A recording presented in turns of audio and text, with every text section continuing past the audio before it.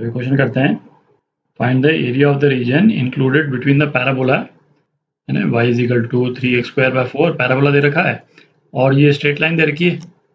तो ऐसा करेंगे, है ना, इन दोनों कर्व्स को अपन विजुलाइज भी कर लेंगे, है ना। इस वाले क्वेश्चन में आप चाहें तो बिना ग्राफ बनाए भी, है ना, सॉल्यूशन तो आप निकाल ही सकते हैं।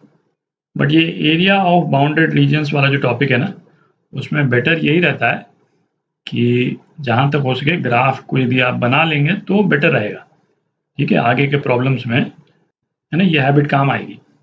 तो बनाते हैं, ग्राफ बनाते हैं। तो पहले तो ये पैराबोला है ना, पैराबोला का शेप क्या होगा रफली, ये तो अपने को मालूम ही है ना, y इज इक्वल टू जो x² वाला जो पैराबोला होता है ना, अप्रॉक्सीमेटली उसी का शेप होगा, थोड़ा सा डिफरेंट होगा 3/4 के कारण। अच्छा, लाइन के साथ कहाँ इंटरसेक्ट कर रहा है ना, इसको अपन देख लेते हैं। तो पैराबोला को यदि मैं y1 बोल देता हूँ 3x²/4, तो स्ट्रेट लाइन में जो y है ना, उसको y2 बोल देते हैं। तो ये क्या हो जाएगा 3x + 12/2। तो किन पॉइंट्स पे ये दोनों कर्व इंटरसेक्ट कर रहे हैं, y1 को y2 के बराबर कर देते हैं। तो क्या आ गया 3x²/4 is equal to 3x + 12/2। तो ये क्या है ना, सिंप्लीफाई अपन करेंगे तो एक क्वाड्रेटिक इक्वेशन आ जाती है, x² - 2x - 8 is equal to 0। तो ये क्या आ गया x + 2 x - 4 is equal to 0। तो x इज इक्वल टू -2 पे, है ना, -2 यहाँ पे कहीं पे ले लेते हैं, और x इज इक्वल टू 4 पे ये दोनों कर्व्स इंटरसेक्ट कर रहे हैं। तो इसका मतलब ये हो गया कि x इज इक्वल टू 4 पे ये है, -2 पे ये, तो स्ट्रेट लाइन जो है वो करीब कुछ इस टाइप की हो जाएगी। आप देखें, है ना, स्ट्रेट लाइन कुछ इस टाइप की हो जाएगी। तो area bounded by these two curves, ये कौन सा एरिया हो गया, है ना, ये वाला पोर्शन हो गया। ठीक, इसको अपन ने क्या बोला था y1 और इसको y2। ठीक है, तो x इज इक्वल टू -2 और 4 के बीच में अपन इसको इंटीग्रेट कर दें तो अपने पास में एरिया आ जाएगा। तो एरिया जो है वो क्या हो गया, है ना, किसी को भी y1 लें किसी को भी y2 लें, उससे फ़र्क नहीं पड़ता है। मैं चाहूँ तो यहाँ पे y1 - y2, हालांकि अपने को दिख रहा है कि y1 नीचे है, इस वाले पोर्शन में y1 नीचे है, बट इससे फ़र्क नहीं पड़ता है ना। dx इंटीग्रल कहाँ से, -2 से 4, और फ़र्क इसलिए नहीं पड़ता है क्योंकि अपने पास में कोई भी रिजल्ट आएगा, है ना, उसका अपन मॉड ले लेंगे, है ना। इस वाले इक्वेशन से आप निकालिएगा तो डेफिनेटली कोई नेगेटिव नंबर आएगा। ठीक है, क्योंकि y1 जो है वो नीचे है।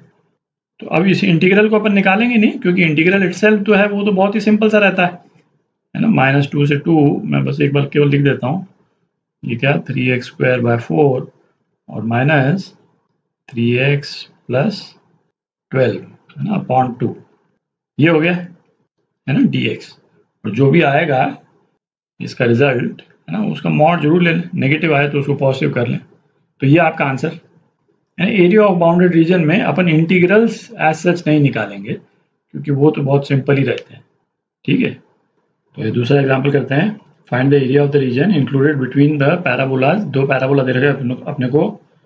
तो है ना, क्या है y1² लिख देते हैं, एक को y1² is equal to 2x, और दूसरा क्या है y is equal to x²/2, इसको y2 बोल देते हैं, है ना। इसको भी अपन ड्रॉ ही कर लें। तो y2 जो पैराबोला है वो किस तरह का उसका शेप होगा, है ना, कुछ इस टाइप का शेप हो जाएगा, इस टाइप का शेप, है ना, ये y2।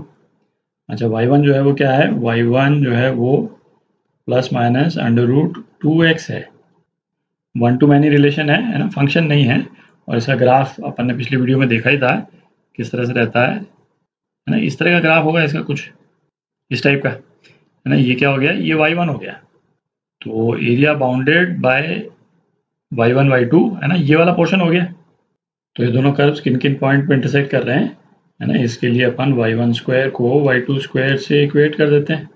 ठीक, तो ये क्या आ जाएगा 2x is equal to y2², x⁴/4। तो ये क्या हो गया x⁴ minus 8x is equal to 0, x³ - 8 is equal to 0। ठीक है, तो x, है ना, x³ - 2³ इसको यहाँ पे, है ना, 2³ लिख देते हैं। तो a³ - b³, है ना, इस वाले फॉर्म में आ गया अपने पास। तो x minus two into x square plus a b ना, ए एक्स है और बी क्या है, 2 है, तो 2x प्लस बी स्क्वायर है ना प्लस 4 इज इक्वल टू 0। तो ये वाला जो फैक्टर है इसके तो कॉम्प्लेक्स सॉल्यूशंस हैं, है ना, यही हैं दोनों जिसके रियल सॉल्यूशन है। तो 2 पॉइंट पे कट कर रहा है, x इज इक्वल टू 0 और x इज इक्वल टू 2 पे। ठीक है, ये x इज इक्वल टू 2, तो इसी टाइप से कुछ एक्सपेक्टेड था। ठीक, तो अब अपन 0 से 2 के बीच में इंटीग्रल निकाल लें। मैं यहीं पे लिख देता हूँ एरिया, है ना, क्या हो जाएगा 0 से 2 y1 माइनस y2, है ना, y1 अपन क्या लेंगे under root 2x minus y2 क्या है एक्स स्क्वायर बाय 2। ठीक है, ये हो गया dx। तो है ना, ये आपका आंसर है, सिंपल सा इंटीग्रल है ना, इसको अपन निकाल ही सकते हैं। इसमें हालांकि दिख ही रहा है कि वैल्यू पॉजिटिव आएगी, क्योंकि ये वाला कर्व जो है वो ऊपर है ना, y1 वाला कर्व जो है वो ऊपर है। पर यदि हम ध्यान नहीं दें, नेगेटिव भी आ जाए तो उसको पॉजिटिव करके ले लेना, और क्या। ठीक।